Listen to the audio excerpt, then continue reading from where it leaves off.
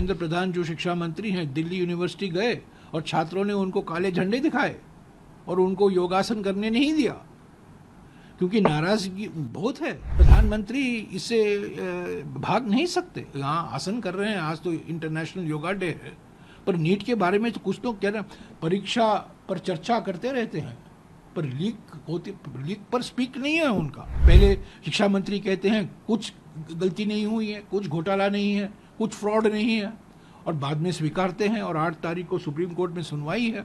जिस तरीके से नीट चलाया गया है, जिस तरीके से लाखों युवकों के भविष्य से खिलवाड़ हुआ है, उस पर संसद पर एक बहस होनी चाहिए। आज छात्र प्रदर्शन कर रहे हैं, राजनीतिक पार्टियों के प्रदर्शन छोड़िए, हम आंदोलन कर रहे हैं, प्रोटेस्ट कर रहे हैं, पर आज देखिए धर्मेंद्र प्रधान जो शिक्षा मंत्री हैं दिल्ली यूनिवर्सिटी गए और छात्रों ने उनको काले झंडे दिखाए और उनको योगासन करने नहीं दिया क्योंकि नाराजगी बहुत है।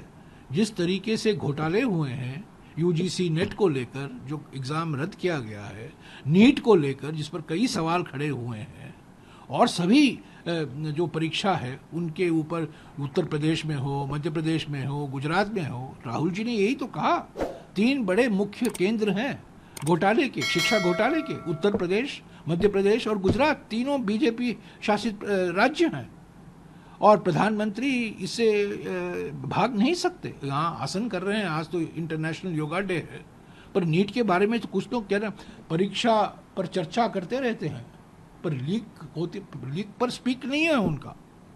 परीक्षा पर बड़े प्रवचन देते रहते हैं। तो ये 24 लाख छात्र, नीट 24 लाख छात्रों ने दिया है, उनका भविष्य का क्या होगा? नेशनल टेस्टिंग एजेंसी बड़े धूमधाम तरीके से बनाया गया, उस पर कई सवाल खड़े किए गए हैं। पहले शिक्षा मंत्री कहते हैं कुछ गलती नहीं हुई है, कुछ घोटाला नहीं है, कुछ फ्रॉड नहीं है, और बाद में स्वीकारते हैं और 8 तारीख को सुप्रीम कोर्ट में सुनवाई है।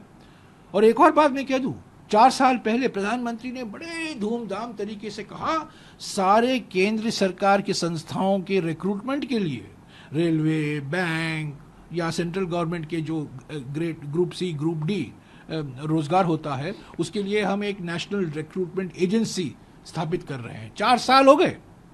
NRA, NTA national testing agency है, एनआरए नेशनल रिक्रूटमेंट एजेंसी है। 1,500 करोड़ रुपया उसको दिया गया बजट में, 1600 करोड़ रुपया दिया गया बजट में, 20 करोड़ रुपया खर्च किया है। आज तक नेशनल रिक्रूटमेंट एजेंसी ने एक परीक्षा नहीं किया, एक एग्जाम नहीं किया है, एक रिक्रूटमेंट नहीं हुआ है एनआरए के द्वारा। तो ये सब हेडलाइन के लिए किया जाता है, बस हेडलाइन के लिए। और नीट तो हमारे संघीय ढांचा पर एक आक्रमण है।